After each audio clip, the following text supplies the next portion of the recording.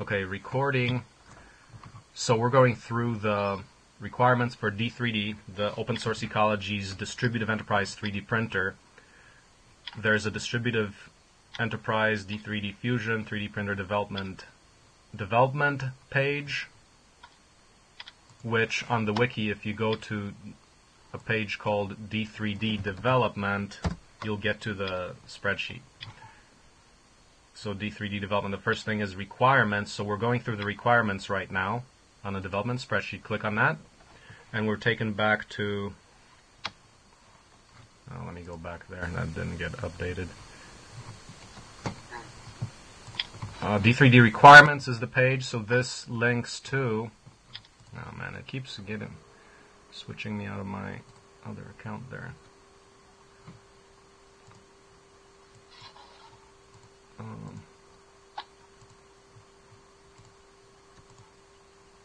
It's the D3D requirements page. The link here should be D3D requirements, which it is. Oh, okay, it's there.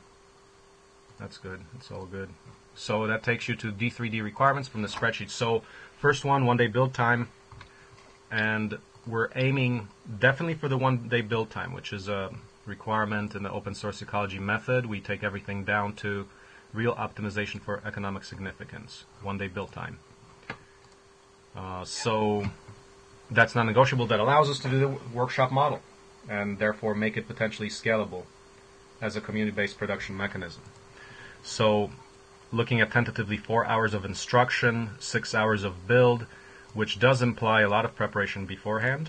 So the whole trick is how efficient are we at preparing and making it replicable, streamlining it to the maximum. So the social production requirement to fit OSE's extreme manufacturing model, it's a model of extreme satisfaction from personal production. What we've seen in the model a lot of times is that people get pretty inspired by the fact that they can build something, and then the response is frequently, wow, I didn't know I could do that. And that's the kind of a mindset we want to teach people as we're building not only technology, but we're building people. We're interested in building a culture that gets people to a different way of thinking from the consumer society to the producer society, which we should also, pull in some social scientists, but I think the social scientists will tell you that, and we should actually study this rigorously, what does sociology say? But as far as I know, there's a deep tendency in people to want to be productive, as close to the reality of survival as possible. That's something that we get from human evolution. But how true is it now in an internet age, when I think just the personal observation is there's a lot of lack of meaning because people are removed far from nature. A lot of people talk about, oh yeah, separate yourself from nature and you're doomed. But how do we reconnect back to productivity, tangible results that we see to create the environment that we live in? I think psychology says that people are happy when they have that kind of connection. And that's something we can connect to in our whole package as something that makes sense and therefore has a good chance of succeeding, because it's a very fundamental need that people have, and it's something that will be there no matter how far away we get from a meaningful lifestyle of work with our hands or producing tangible things, which a lot of people have gotten away from. Like, name a lot of people. People are like, okay, I want to get off the farm. That's menial work for grunts and peons. No, it's there's a deep connection there. There's a deep level of satisfaction, and the model is that we can reintroduce that back to society in very meaningful ways to provide for a better society. In fact, the claim can be made that we can get away from a lot of pressing world issues of the resource conflicts, associated ills related to material scarcity, by having communities go back to their resource base. And that would address, there's issues like, so getting off on the political things like the global warming, overpopulation, which I think are some of the most significant issues that many people may be concerned about. But those issues are solved if communities go back to producing from local resources, where then the feedback loops are immediately visible, and therefore we can survive knowing how much resources we have. We never get into like the mouse population on a field that explodes and then collapses. We remain within the boundaries of our productivity, and that's the social production model. If we can bring this kind of production back to society instead of centralized manufacturing, if we truly distribute productive power, that can have incredibly positive results for society. And this distributive enterprise model on a 3D printer is an experiment with that the very experience gets you that level of connection. So that's a big point. That's a requirement for us. Have people experience directly that kind of power of production. Okay, so while there's going to be... Yeah, I mean, there's going to be companies that produce along the normal lines, but in our integrated approach, we're saying we're producing both machines and also culture at the same time.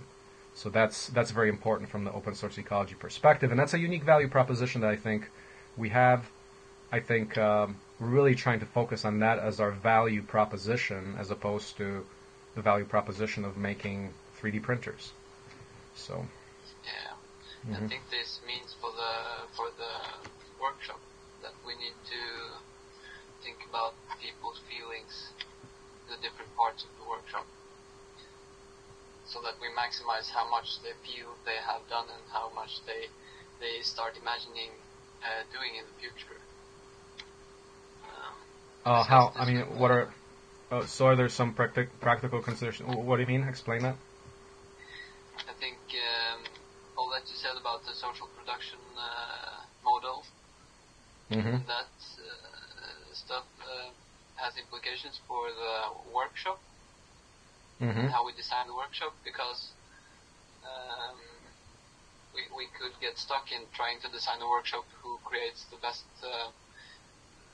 3D printer in the universe, but doesn't appeal to people's feelings, so they feel bad when they do it, or they feel like they don't have enough knowledge, or they're clumsy or something. And if they get stuck in that feeling after the workshop, then we haven't succeeded, even though they have a good printer. If they walk away from the workshop with the feeling that they can't, that they aren't productive. Yeah. And I'm thinking, I mean, offhand, I mean, I guess that's a good question to ask, but my assumption here is that if we end up with a good product, the process has to be, well, absolutely, if the product is good, but the process was really stressful, that wouldn't work out. But I think... Yeah, exactly. Yeah, so that's a thing to watch out for, but I think I'm pretty optimistic that won't be the case. It still will have to be a relaxed, enjoyable time where you feel good throughout the process. And the key to that will be the effectiveness, the quality of the design, the thought that comes to the build process and planning, basically the production engineering, how we set up the whole experience. And I think we can do well on that. We've seen good results on that so far.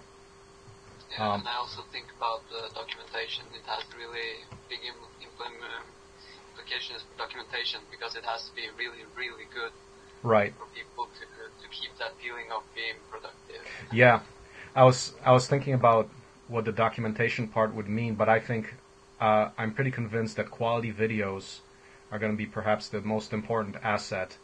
Very tightly scripted, very short, but very powerful, just really blowing through the concepts, the builds, like one on a technical side, other on some of the philosophical sides too.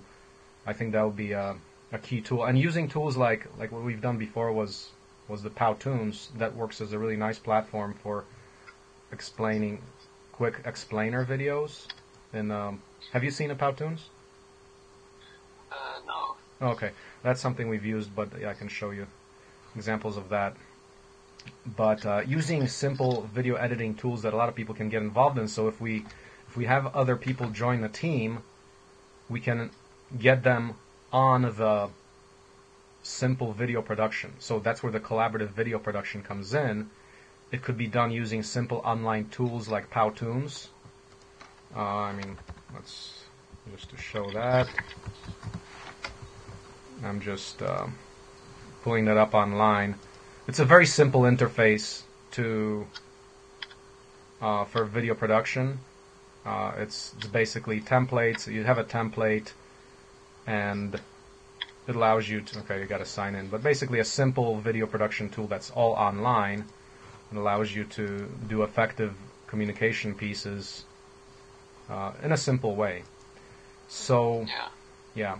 Have you seen, let me just ask you from your experience, have you seen experiences where in a build people were frustrated, and what was the cause of that frustration? Because my experience has typically been, I mean, yeah, we've certainly seen frustration, but we've also seen glory. We've seen both. For us, the experience has been that when the product is there, you can't help that good feeling of accomplishment, no matter what happened in the workshop. I've experienced inconsistent written explanations in really verbose English, and it makes people really, really frustrated. Also, inconsistent pictures. Inconsistent what? Images. Okay. Yeah, I think, I mean, yeah. It makes people mad. And I've also had YouTube videos instructing me to build printers myself that has been too low resolution to see anything. It's all kinds of mistakes you can make when you make documentation. Yeah. So these are basics. I think we should come up with a checklist, quality control checklist for a documentation. Make sure all these points are covered. Because yeah, I mean, and that's why I'm responding to, like, for example, I mentioned about the FreeCAD instructionals. I saw this, however long it was. I think it was 9 minutes or 19 minutes. How to do the constraints in a sketcher. And it's like, okay, well, we can shorten it down from 9 minutes to 2 minutes and still present the same amount of information and save people. If there's 1 million people that are going to follow that instructional, that at the end of the day, then we've saved 7 million minutes, which is many weeks of human progress. So things like that, I mean, they add up. So, yeah. I did some thinking about the documentation, and I feel like if the more kinds of documentation we have, the more needs we will build. If you can ask a question and get an answer, it's good. And if you can follow a logical sequence of videos, it's also good, but it's another kind of learner. It's another kind of situation. You need that kind of documentation. And verbose written documentation is good sometimes in some situations. So it would be best to have many sorts of documentation. Absolutely. The answer always in this game is and. It's not either this or that. It's because we can leverage the open source process, get more people involved, we can call out for, okay, these things we all want. It's not either or. Of course, when you do that, when we do that and we choose to use our work, we of course work on the priority items, but the whole scope is comprehensive. And that's a call out for more collaboration, which is good. Yeah. So, okay, let's continue on the point. So, economic requirement. So the ambitious goal here is DMD, that's D3D DMD, distributed market domination by its derivatives. What's that mean? That means if we do a good enough job, then this will be a preferred route for going forward. We encourage all kinds of different ways of doing things, but if this actually works, then for that particular need of 3D printers, it should be the one that is chosen most favorably over other competitors. So for the particular realm of application, if we do a good enough job, the visibility of that would be distributed market domination, meaning that there's a number of different producers around the world that altogether, for that particular sector of the fused filament deposition with a particular kind of qualities that we're looking for, that becomes the dominant choice. Compared to even the corporations, the regular centralized production operations, which can be still open source, but our goal to differentiate that is, okay, there can be a normal structure type of open source enterprise, like Lulzbot, but we're talking about a different brand of that, which is a very small distributive enterprise, whose business model is also training others to replicate the same enterprise, so that by the numbers, at the end of the day, it actually captures a majority market share if it's really good. And because people would like to choose many different ways to do things, our goal is not to dominate per se. It's just that we're saying that if it's really good, it will be the preferred choice for people. And at the end of the day, it should add up that the numbers, if you count up the numbers of printers, we'd like to have these as the top contenders. It's like in science, we want to get built upon. We want our work to be basis for future work. Mm-hmm. Yep. In a human psychology and the greatest fear of humans, which is death and responsibility, this would address the death issue in the sense that the work lives on forever. Yeah. Not doing the same work twice. Yeah, and that we also live forever through the work that we have put forth in the world, which is a good... Yeah, it could be a success. Okay. Living forever. Right, so next set of requirements. So OSE label. So what's OSE label? OSE label is just is a label on OSE products. But what I mean by the OSE label there is that we simply, in the product description, which could be online, could be a little label on the product itself, but would tell you some basic things like that it's open source, like what its costs, just various features of it. That it's like an eco label or some kind of a label that just simply displays all its properties just for transparency, like cost, reliability, other features like how much energy it uses, its version clearly documented, link to the source code and things like that. So something for transparency with a prominent open source hardware logo. That shows that this is open source. Okay, next to another simple one. So in this printer, we want to have an auto bed level. Any controversy on that? So what's the latest on auto bed leveling?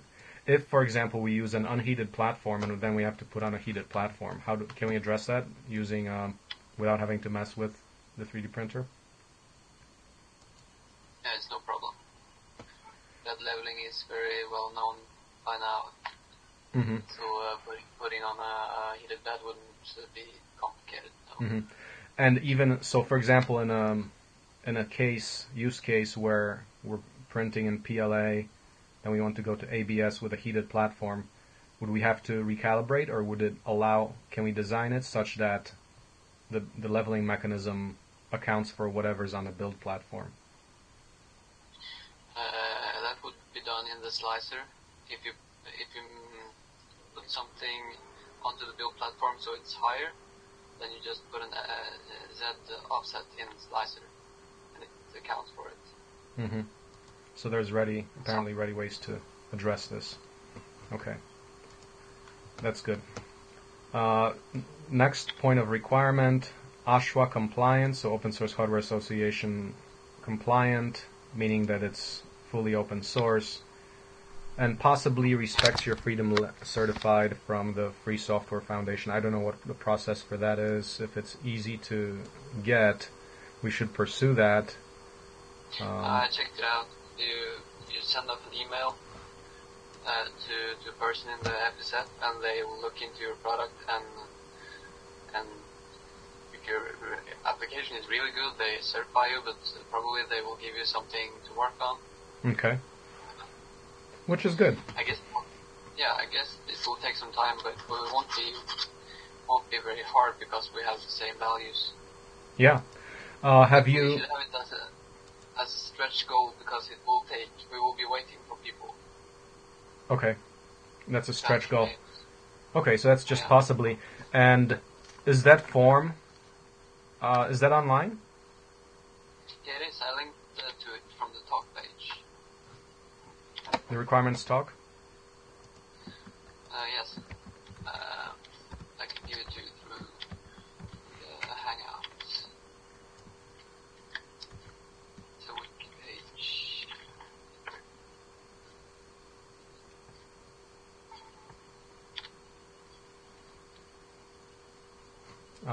There it is.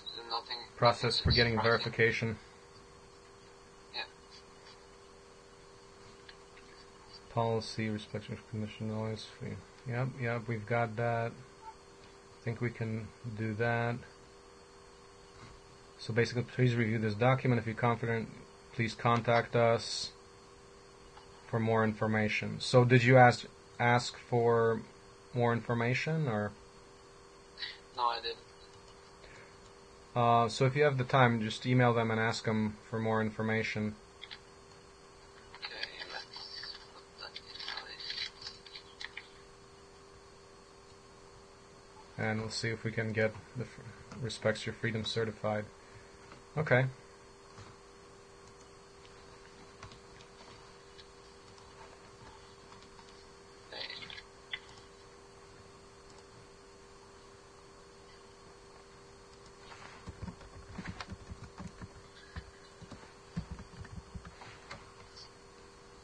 Okay.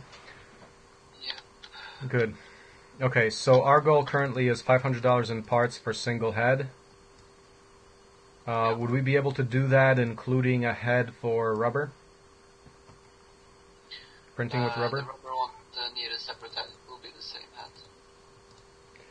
And that head, if it's capable of printing in rubber, is that more expensive or is that just about the same cost?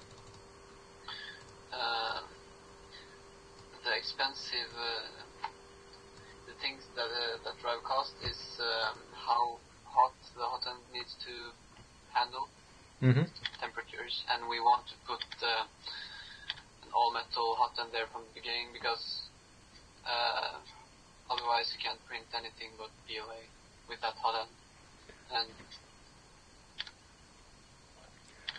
is the feed, the direct extruder, that doesn't change for either, does it? Or no, it doesn't. okay. But hot end is the most expensive part of the printer, so if we have to cut price somewhere, then it would be a cheap hot end, but it won't be a good printer with cheap hot end setup.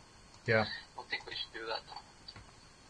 Yeah, so actually that leads me to another requirement, which is that I included that it's a strap machine. It's a rep strap machine, meaning it can be used to effectively build future machines.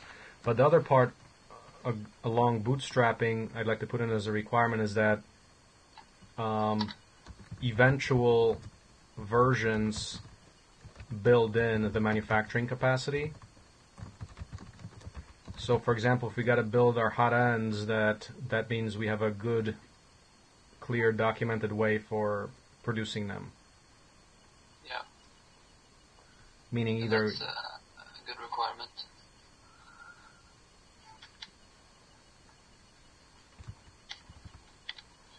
I call it technological recursion. I think that's what that word means, but that's how we use it. Okay. Yep, there's a link on the wiki already. You can look up productive recursion. So I just if you refresh D3D requirements, I put that in down. Okay. So wireless. That'd be part of the producing all parts. I don't think we can manage to do that in the masters. No. Within the 800 hours. No, that's the eventual versions build that in. So not in the first or. But that's a clear stated requirement for the future. We should have a separate future requirements and first version requirement. Let's do that on the wiki there. Future requirements. Well, I mean, I put it as a present requirement in that we begin that process by designing in such a way that's more favorable to that. So we keep that in the back of our mind.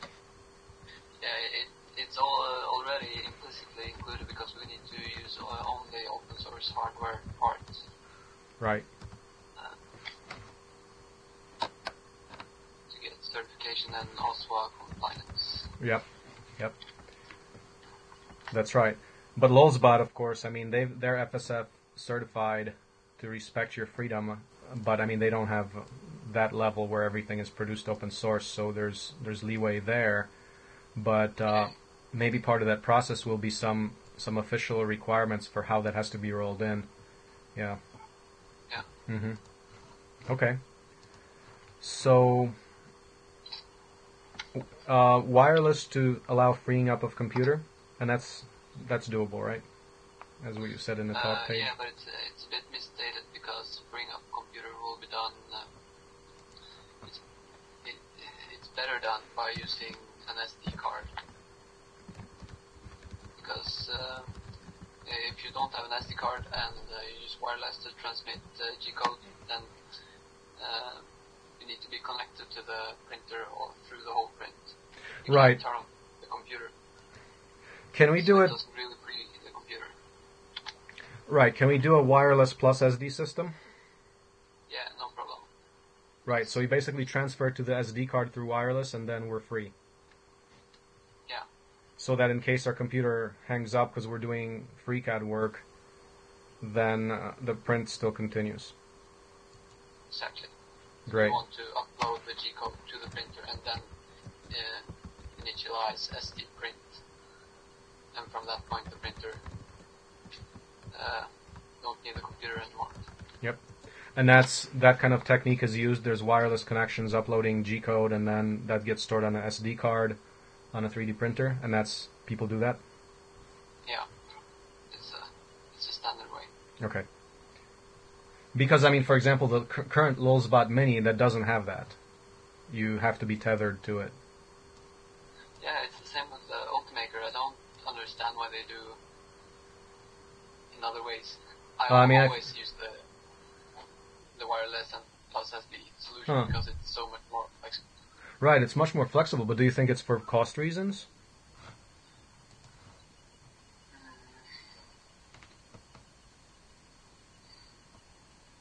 I don't know, it's not expensive. Mm-hmm. You need... you can also free up your computer by uploading the G-code through internet cable or USB cable, and then initiating the print, and then what's it called? Detaching the USB cable. Mm-hmm. Print Okay. started. Okay. Just using an SD card is the key point. Right. Yeah, I don't get that one because it's definitely inconvenient for this. I mean, first of all, I'm keeping my computer on all night, so that's 100 watts for 24 hours. That's 2.4 kilowatts. You know, that's 25 cents in energy, right? Yeah, I have to Google this. I mean, that's a significant cost we want to avoid. I mean, I don't want to. And my computer. Yeah, you want the G-code to be on the printer, not on the computer. And it's just a question of data storage. It's not right, expensive. Right. I mean, that will pay for itself in a few days of printing. I mean, a month of printing, and you recovered just by energy savings of that infrastructure. Yeah, I mean, so as we see, there's many improvements to make everywhere. Okay. Yeah. Okay, wireless upload of G-code to an SD card. Next, rubber print capable. We already said that, without exchanging a print head. And that's especially useful because we work with hydraulics and plumbing a lot. So both for high pressure and low pressure hydraulics and pneumatics, from tractor, cylinder seals to valves to fittings that we might print for hydroponics or house construction. I have to add, I don't know if I've seen printing with actual rubber. Well, I mean, there's the Ninja Flex. Rubber like Ninja Flex is frequently used, yes. Right. So if Ninja Flex is rubber-like enough, then it's old. Yeah, it's an elastomer, so I call it rubber. Yeah. Okay. Rubber, namely Ninja Flex. Yes. Okay. That, yep. The other part is multiple printhead addable. I think four printheads would definitely be desirable. Like, for example, if we're making cable routing for a CNC torch table, you want to just print all those cable router snake sections, just many of them, as many as you can. I think 4 heads will be really limited by space considerations for a smaller printer, but if we scale this up, because this is scalable, we will probably end up like I'm really thinking. I was thinking if we have the cubic meter size printer down the road, we can be using 8 heads to do production printing for once we're got some things to produce. Yeah. Yeah, it might also be better to just have a complicated extruder instead of having multiple print heads. Do they have those? That's available in open source? Yeah, it exists. Can you show me one that exists?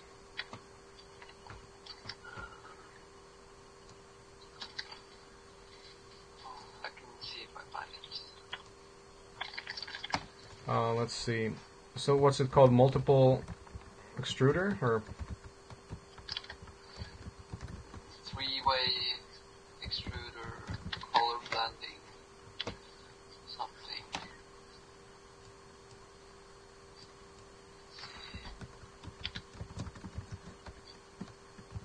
Here I have some early report.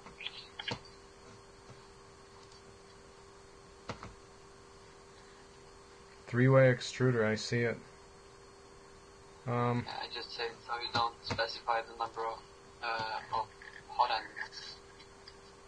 If what you need is multiple different filaments.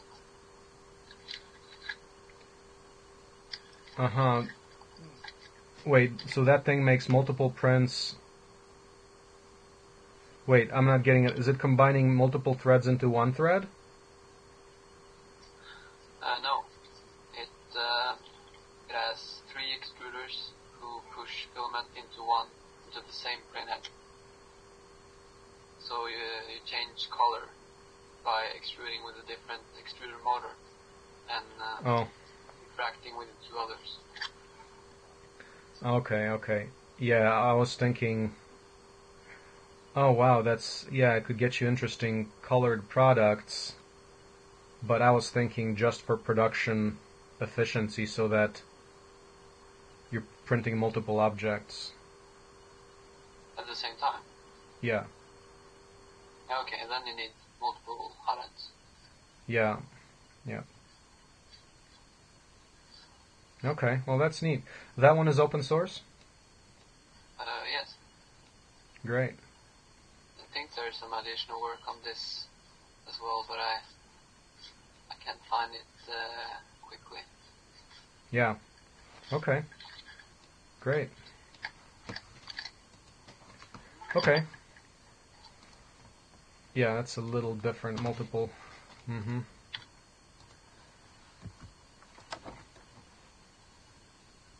So, multiple printhead addable. Parallel production. Parallel prints. Right, let's specify that.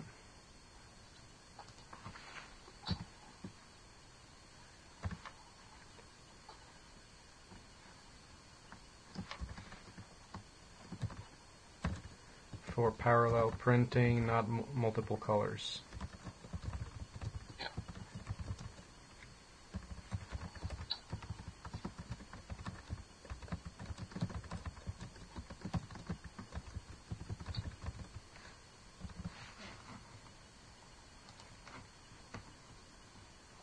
But that's neat, multiple color 3D printing, that gets interesting results.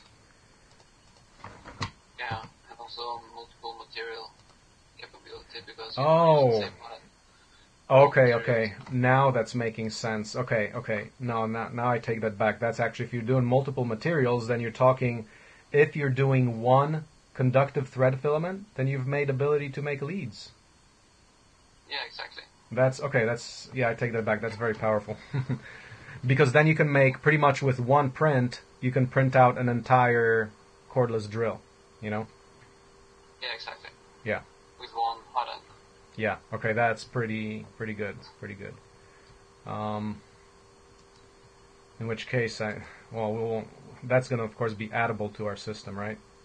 So can we put it that this is a future development?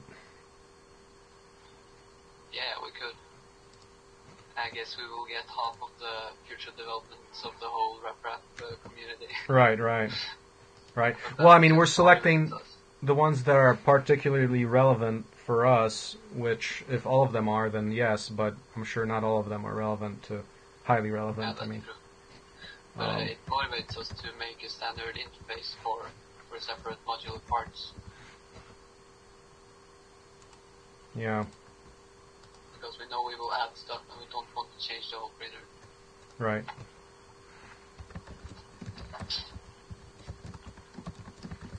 Well, that's definitely, yeah.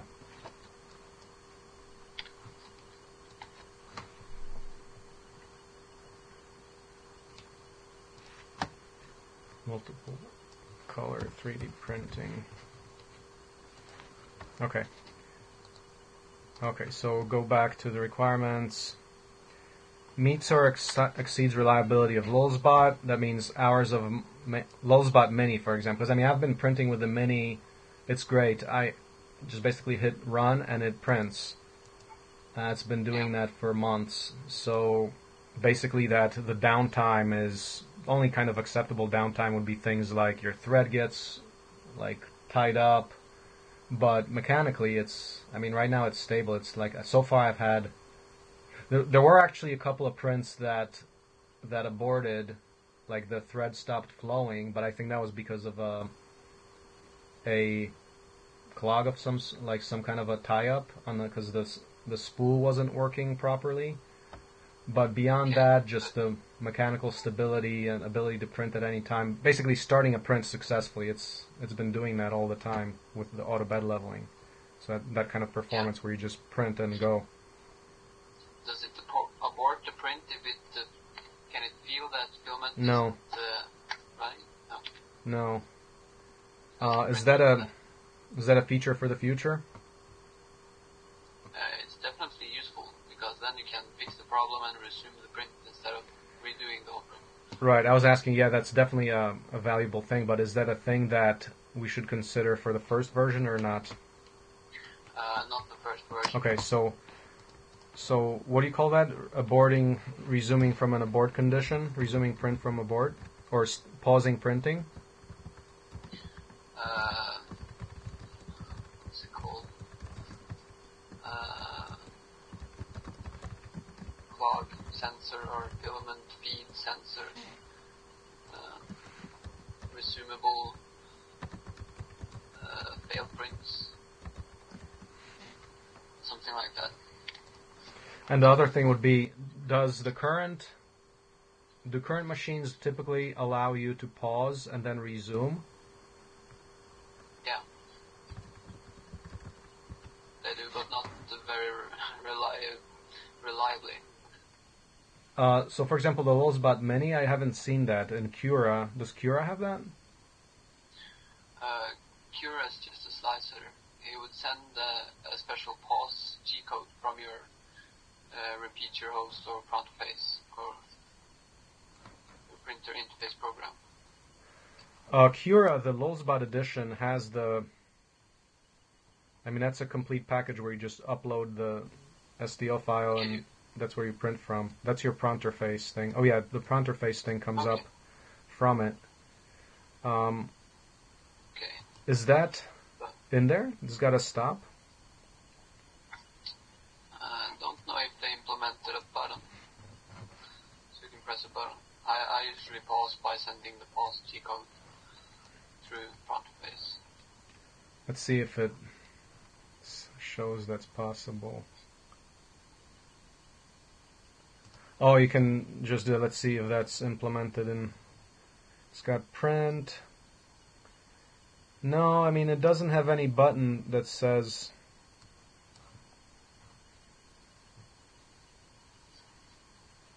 I don't know. For now, I don't think we have to worry about it for now. But for the future, yeah.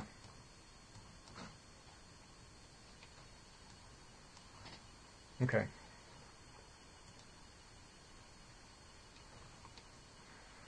So we don't worry about that for now. Okay, next. Addable clear enclosure. So that's something that's just totally external.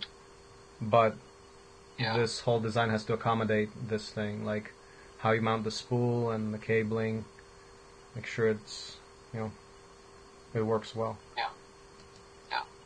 Next would be functions as an effective rep strap for building future machines. So that means we are using it to build future parts, and that's also one way. I think I really like what Lulzbot does with it, because they're using their army of printers. They have about 100 of them to print future parts.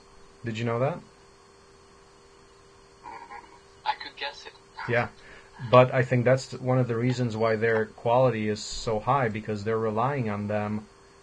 I mean, I can definitely compare that, say, to MakerBot, where, apparently the MakerBots just don't work at times, and it's probably because they don't use them to make future MakerBots. So they start forgetting about the reliability issues. So I think that part, that's also a general OSE principle for us, is we have to dog food the machines in regular production as part of the verification, part of the quality control that allows the quality to be verified and improved. Yeah. So that's definitely a rep strap machine. XY fixed build platform, and that's critical for us. I finally agree with you. Yeah. It's just a matter of we are after robust design. If you don't have that, you could print things, but it's not robust. You have a little bit less flexibility, meaning added time or potential more failure, just quality issues. So we want to eliminate that one, especially because we build whenever we build a tubing or plates, we do pretty much all of the printing from the OSE perspective. Just about all of our work will be, like for the heavy machines, will be cut on a torch table. So that means we're starting with flat. When we print models, scale models on a 3D printer, that means you're standing the piece of metal on its edge to print it. Otherwise, it's a flat sheet. You can't really lift it off easily. So we want to print things standing on edge so that they can be taken off the platform very easily. So that applies to the tubing and to all the plates, because we want to print the plates so that before we take it on a CNC torch table using metal, we just fit them as little scale models to make sure everything is right. So we make complete scale models using 3D printers before we start burning metal. Yeah. Yeah, it's also the most standard solution, and we have no reason to deviate from standards. We just want to make them accessible and coherent, not invent lots of new concepts. You're referring to a stable and a stationary build platform as a standard? The most usual idea people get when they're designing a printer is making a cubic frame around a stationary build platform. So it's a very well-known way under design. Mm-hmm. Yeah. Okay. So here's the unheated build platform for low cost, with heated platform as an added module that can be retrofitted readily without compromising bed leveling mechanisms. Yeah, that's a good one. Mm-hmm. Here's the point. Sorry, did I interrupt you? I just thought about it. It gives me something concrete for the design process to think about. It's good. Yep. It's well formulated. Yeah. Yep. Self-harvesting for mass production part capacity. So that's what I mean by that. What I mean by that is after you do the prints, you allow the head to actually knock the part off the build platform. And then you collect the parts underneath the 3D printer, so that if you just run a printer, you can run it for many, many days, and once the entire bed gets filled up, the printer harvested itself. So there's a process whereby you just have that as a production machine that you never ever have to mess with outside of after when the spool runs out. And actually, yeah. And then also with, I could also see for future developments, if you have multiple spools, you can extend that build time, or you can replace spools as they get empty, so that you absolutely have zero downtime, even for exchanging of spools. So yeah, doing this reliably for any model is a very hard engineering problem. You could win some large prize if you manage to do that. Which part? Are you talking about the shaking the parts off the bed with the head? Yeah. Right. That's right. But if you design your part for being harvested in this way, then it's not. Right. Part of our and that's the other reason why we want to print things vertically, because vertical structures are harvestable much more than flat structures. Yeah, they are. So that also that's part of the ecology we want to have. I mean, if we make decent value parts, things like cable routers for CNC torch tables or other machines or various parts, I mean, could be a real boost to the actual producing parts with 3D printers as also a business that can develop outside of just the pretty 3D printer making. Then we can also be making parts using highly automated methods. Okay, that's good. Self-harvesting. There's another future idea, regular dimension filament. I don't have to worry about that for now. But we would like to, it's also future work, not for the first one, but work, definitely has to work with open source filament that's produced by open source filament extruders, which means... no problem. Yeah. Okay, now the one part that I'd like to see on the documentation requirement is the functional logic and design rationale is fully documented. So the code design rationale, like the whole functional logic that's then translated into code, that all has to be transparent. Yeah. So that means we actually document that fully. Conductive metal print capable. And that's already doable, because that means we're just using filament that's got the conductive filament. And of course with limited conductivity, unless it's pure copper, but for basic connectable devices. Yeah, that's actually pretty amazing with a multiple ribbon printer, multiple color 3D printer. Wow, that makes this part here so much more real. I'm actually quite encouraged by that. That's really nice. Okay. If you mean current conductible filament, then it's already done. Yeah, that's already done. Are you familiar with the kind of conductivity that currently exists? I've just heard that it's bad, but it's getting better. I haven't tried it myself.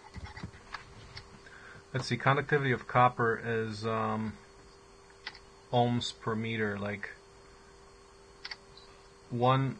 So copper is like one or two to the negative eighth ohm per meter. Let's see, can you pull up a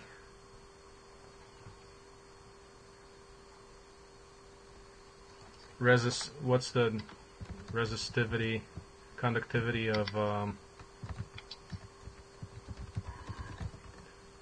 conductive 3D printer filament?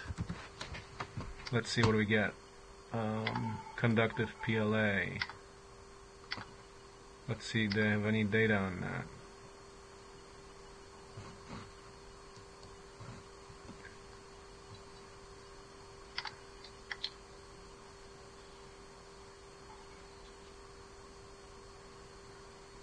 Resistance of a 10 centimeter length is 1.8 kilo ohm.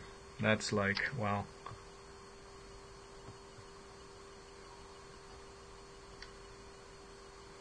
It's not very conductive. Yeah, for the 3mm filament, it's 600 ohms per 10 centimeters. Wow.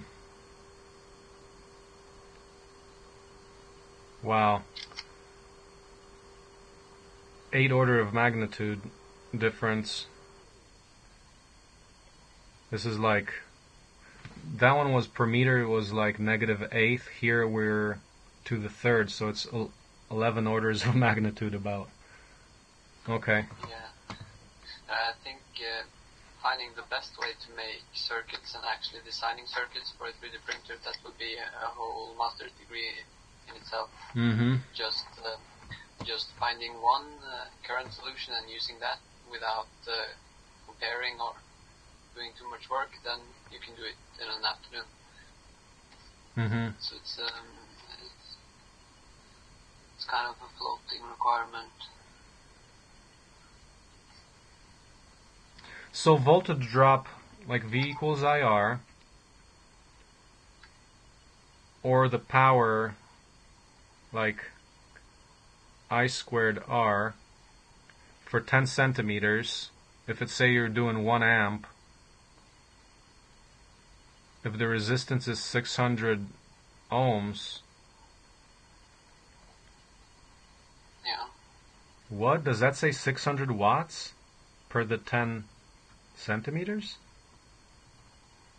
I squared R?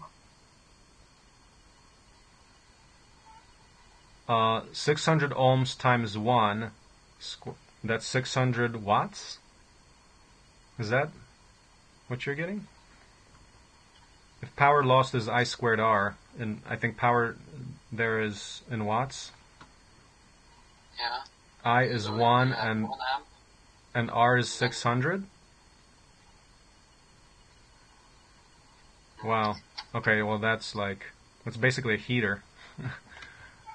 Yeah, Not a and conductor. the circuits I've seen been made have been very small circuits with one LED and very little current. Mm-hmm. I haven't been convinced that off-the-shelf solutions are good enough. Yeah, okay, so for 1 amp, like, forget about it. That's basically what it means right now. Yeah, but multiple materials also give you the possibility to print water-soluble materials for support structures, so you're not limited by overhangs and stuff. Mm-hmm. That's big development as well. Mm-hmm. How does that relate to conductivity of circuits? I just thought the multiple print heads give you the conductivity possibility in the future, and it also gives you the possibility of water-soluble support structures. That's like the two things you want to get out of multiple print heads. Yeah, yeah. There's got to be a better, like some kind of a conductive paste. That's Yeah, I've seen conductive fluids. Yeah. Made at home and extruded with a syringe. That's what it's Right. called. Yeah. Used to improve or repair circuit boards and stuff, and that's working really well. Mm-hmm. Do you have an example? Yeah, I can show you some work from some Spanish guys.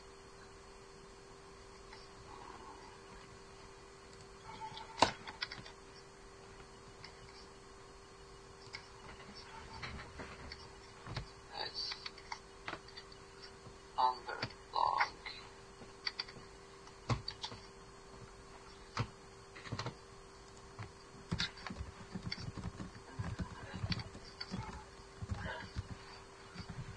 Best to give you the blog post that I saw myself here.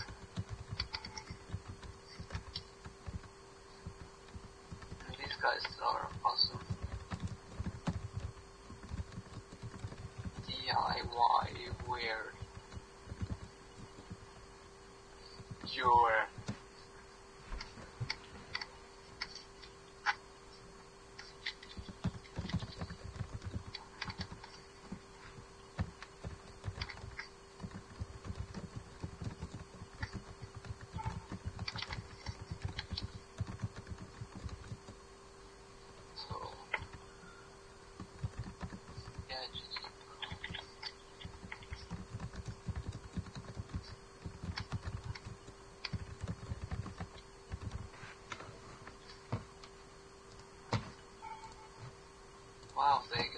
on Hackaday. Are these guys fully open source? Yes. I have some mail contact sometimes. Yeah, I heard about them. Let's see, where's their license? Wow, they use non-commercial. Okay, forget about it. D3D is an open source project, blah blah blah, non-commercial. That's what I was suspecting that, because I remember I looked at this and I smelled a rat. Why did I can mail an ask. Let's see, where's their license? Can you send me a link? Here's the link. Okay, they're not open source. No. We gotta send them little friendly reminders. Hello, you're not open source. I put it on my list. I need to say it in a friendly way. Oh wow, so you're an open source policeman too? Part of the open source police. We gotta come up with a label, the open source police label. No, but since we have a conversation, I could just bring up their thoughts on non-commercial licenses. We can discuss it. I don't want to annoy them, but I want them to use good licenses. Mm-hmm. Because they publish all their research on their blog really detailed. That's good. And Yeah, that's a decent decent start. Yeah. Because that's what we really care about anyway. Yeah, exactly. So I have just read their blog and thought, wow, they're really open source. I haven't looked for licenses because they have already said what they did. Right, right. But yeah, it's at the end of the day, I found that whoever says they're open source or not, I go straight to their license. That word, people don't know what it means. So, No. but the syringe itself, that's not a patented concept. I mean, that's open knowledge, right? I'm not sure. I just read their blog about how to do it, and I don't know how the license. Yeah. Okay. But the syringe has been used in the RepRap community for 10 years. I don't think anyone has patented on it. As far as the fluid that they're using, the conductive ink, is that? Yeah. That's being researched very actively in the community. I think some researchers put some receipts online and people started making them at home and publishing notes on what worked for them and what didn't. Yeah.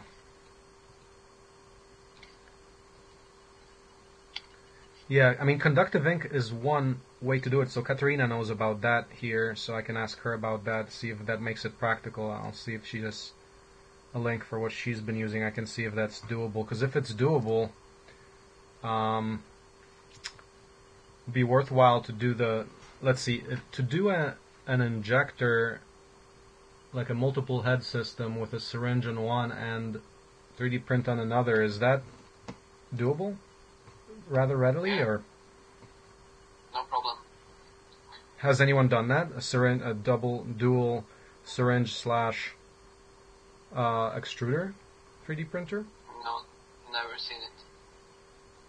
But the DIY where dudes have made a standard interface for print heads. Yeah. So they change it quickly, but they don't have the same both the tools on one printhead.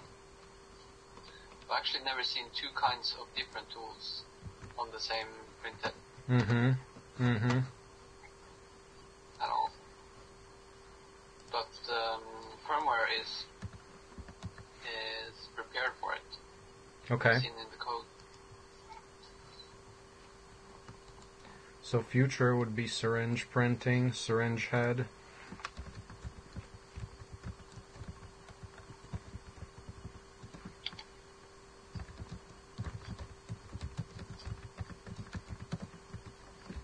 Okay, what's to be said actually? I mean, we kind of came up to this. We alluded to the concept of a modular mount. Can we do that? Are we ready for that in the first version or no? Modular tool mount? Yeah, I'm preparing to design that into the first version. Okay. Okay, so I'm going to put that as a requirement. Modular printhead attachment. Yeah. Modular workhead attachment. Toolhead. But would that I'm thinking if we should aim for screwing and unscrewing 4 screws, or a single hand grip, or how easy does it have to be? Yeah.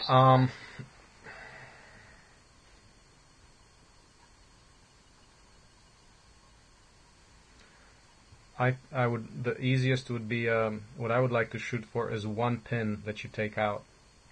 So you have the thing, 1 or 2 pins, just like the quick attach on a tractor. It's a pin or 2 that you take out a pin, then you dismount the implement on a loader. It's on a tractor system. It's a lever. Here we could just do a pin with a cotter pin. Let's see, tractor pin. Let's see, tractor pin. Images. Yeah, Google tractor pin, something of that nature. It's at best it would be a one-piece item, which it's called a tractor linchpin.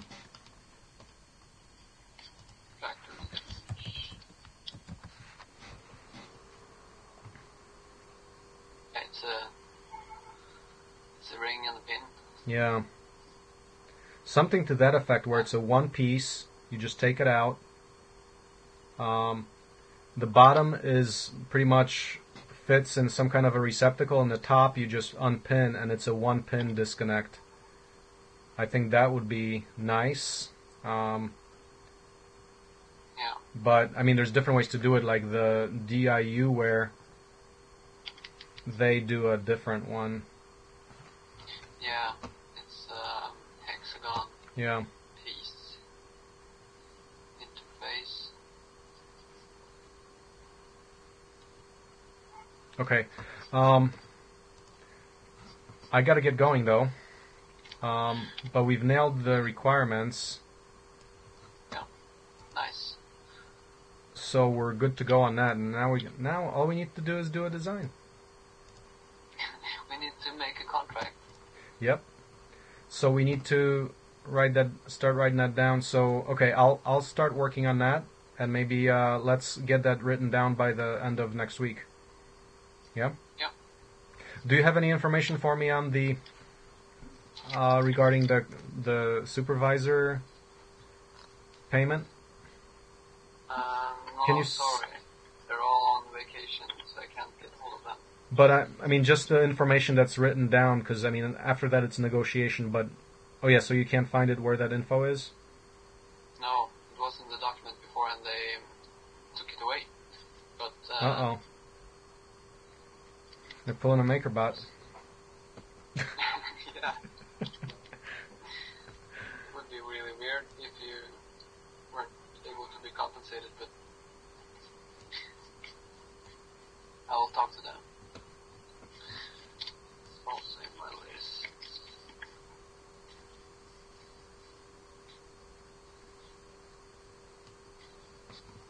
But I thought about that as well, and we should avoid making that payment before I have been in Texas because of my visa. Texas or Missouri? Missouri. Yeah, Missouri. I Yeah. think about it as Texas because we talked about Houston. Well, Texas, because there's a lot of open source ecology people in Texas, actually. Yeah. Yeah. So we might end up going before, down there. If we do much money, sending money back and forth before my travel, then they will know at the border. And my visit won't be attending workshop visit. Right.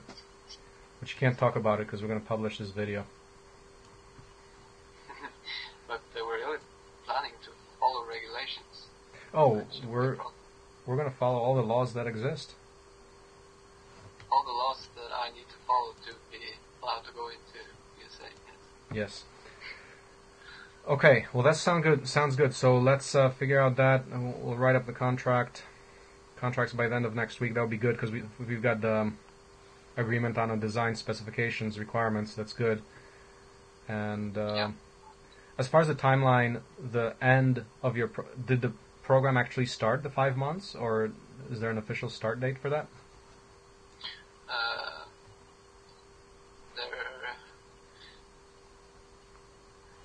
No, there's not a real start date because we started working like almost a month ago. Right. So all my work should be counted in.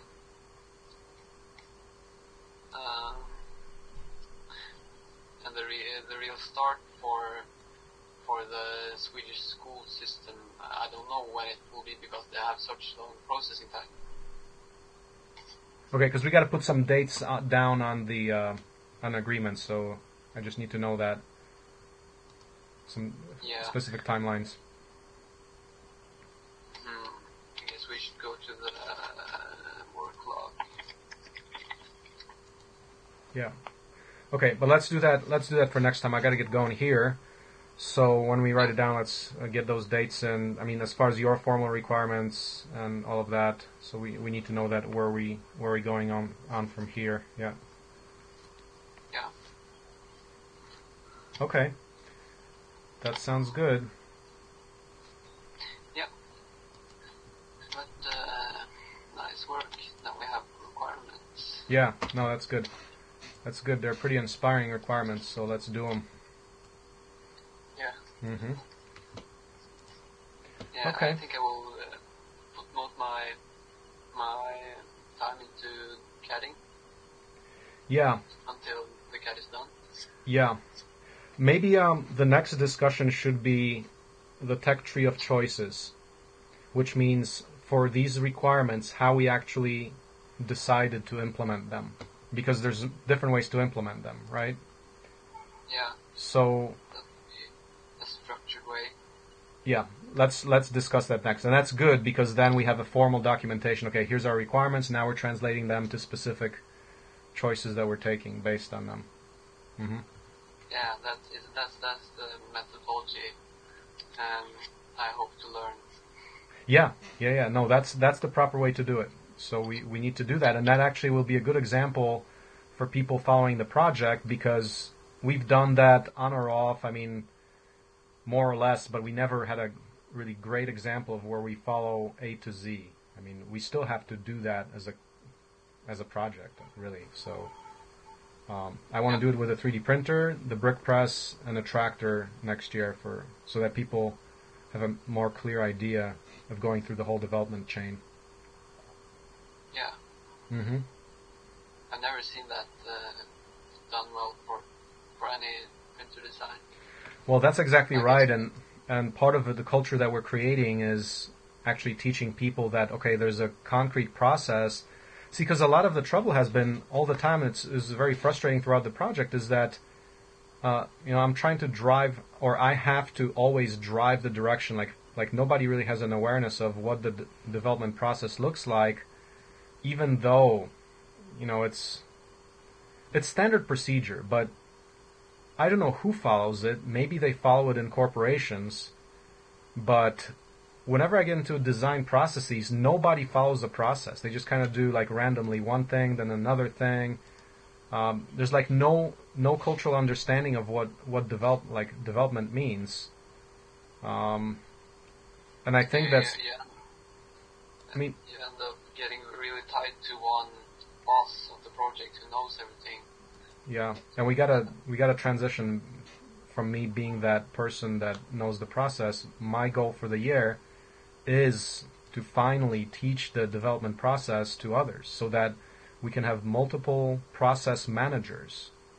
So people talk about project managers. For us, it's really process manager. A process manager has to understand first of all, how the process works, and second, how do you make the decisions where you can transition, okay, now we're done with this step, we can go to this step. Well, first of all, what is the next step? And then how do you know that you're done with one and can move on to the next? And that's really hard to teach. I mean, but I'm just going to have to focus a lot of energy on that. And with this process that we go through here, we can show a good case example. So that would be the goal. Really good. Yeah. Sounds good. It's So like what I hope to learn, yeah. Great. So when do we talk next? You said we finish the contract next week, so maybe we work through the wiki and mail through the week and talk again next Saturday. Let's talk. Can we talk sometime earlier regarding the tech tree of choices? That we should go through before you get too far into the design work, because if we discuss things and you got to change your design forks, so you're going to be wasting time. So let's get to that agreement as soon as you're ready. So I mean, whenever you're ready next week, I mean we should talk. I mean, do you want to go Monday or Tuesday? And just nail that, because really before you do any of the actual design in CAD, we should make sure that we're in agreement on a tech tree. Okay. So from tomorrow night forwards, I have lots of traveling. Okay. So Wednesday maybe. Okay. Let's do that. Yeah. Wednesday, same time? Yeah. Excellent. Okay. We'll talk to you then, and by that time we might have some other people joining. Possibly Alec might start getting involved in this. There's also Joshua, who's interested in collaborating on that. Not Joshua Pierce, this other guy from one of the workshops. He's a good organizer, so he might pull in some other people. I'm hoping that we pull in enough people to document fully, but also to do some of the other things, like the extruder would be really good to the filament extruder. If we could get that going as soon as we can, that would be good. Yeah. I think that would strengthen the case for the workshop, for a successful workshop. I mean, then at that point you can actually get all the hippies who care about cleaning up the environment. Yeah. So. Yeah, we really get to document design choices before having too many people. Yeah. So let's get through the tech tree, and then we can involve people. Yeah. Mhm. Okay. Okay. Talk to you Wednesday then. So thanks, and we'll talk to you soon. Yeah. Okay. Bye. Take care. Bye-bye.